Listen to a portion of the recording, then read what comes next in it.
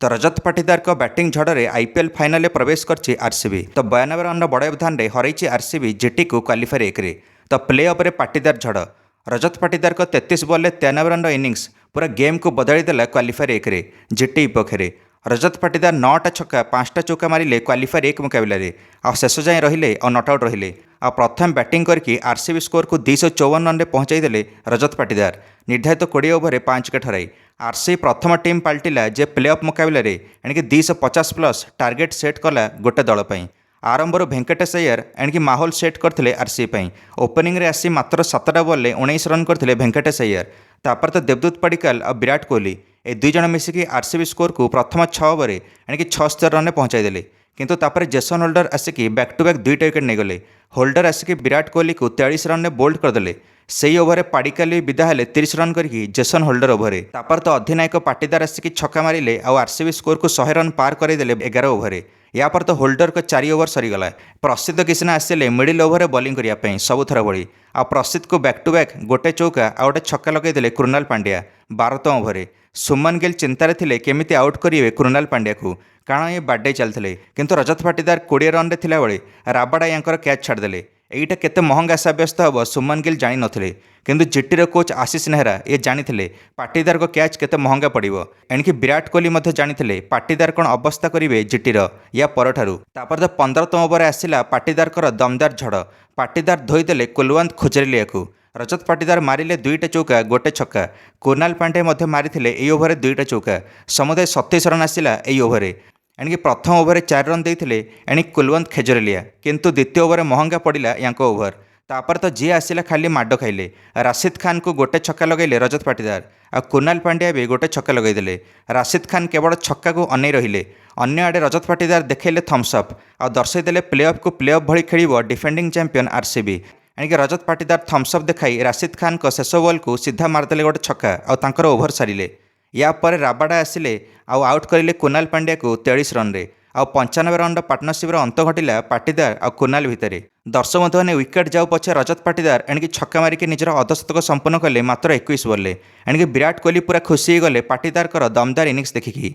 रजत पाटीदार छक्का मारिक RCB score को 200 run पार करेले 17 ओवर। पाटीदार 270 स्ट्राइक रेट रे बैटिंग करते। एणिक अन्य आड़े गुजरात वाला एत मिसफिल्ड करते जे अधिनायक सुमन गिल पूरा निराश थे जीटीर फिल्डर्स उपर। टीम डेविड तो आउट होगले 4 रन करके। विकेट गला पर भी रजत पाटीदार को मोमेंटम जारी थिला। रजत पाटीदार छक्का मारिक स्वागत कले मोहम्मद सिराज को 19तम ओवर। अन्य आड़े जितेश शर्मा एणिक क्रीज को आसते आ जितेश भी साहस पाईगले रजत को बैटिंग देखिकी। आ से मध्य गोटे चौका आ गोटे छक्का मारिदेले मोहम्मद सिराज को। आरसीबी समर्थक पूरा टेंशन फ्री थे स्टाडियम रे। एवं रजत पाटीदार 250 रन पर गले आरसीबी आ 20तम ओवर प्रथम बॉल छक्का लगेदे प्रसिद्ध को। गत 31 बॉल 101 रन आसाला आरसीबी जो 7टा चौका और 9टा छक्का आसाला। पाटीदार जितेबाला आउ गोटे छक्का लगेले से विराट कोहली एणिक छक्का देखिकी ताड़ी मारिले। यह छक्का सहित RCB score 251 run पहुँचीगला। Rajat Patidar शतकरू वंचित हेले, किंतु मात्र 33 बॉल 93 रन इनिंग्स खेल नट आउट गले पाटीदार। तो 254 रन पहुंचाई देले आरसीबी स्कोर को निर्धारित 20 ओवर रजत पाटीदार। यह इनिंग्स जथेष्ट थिला जीटी को बैकफुट पकाइवाई। पाटीदार प्रथम 13 बॉल मात्र 21 रन करते। तापर तो जीवन दान मिला और जीवन दान मिलला परे शेष 20 बॉल 72 रन पहुंचीगले पाटीदार। जीटी आगे विशाल लक्ष्य रहा 255 रन। जीटी 200 उपर रन आज पर्यंत चेस करना चलित आईपीएल। आरंभ जीटी ओपनर साई सुदर्शन दमदार स्टार्ट देले और 2टा चौका लगेले प्रथम ओवर जैकब डफी को। किंतु जैकब डफी जिते निजर द्वितीय ओवर आसिले साई सुदर्शन छानिया होगी हिट विकेट होगले। साई सुदर्शन गोटे शॉट खाइले आ छानिया होगी बैट छाड़ी दौड़ुले, किंतु बैट उड़ीकी जाकि स्टंप रे बाजिला।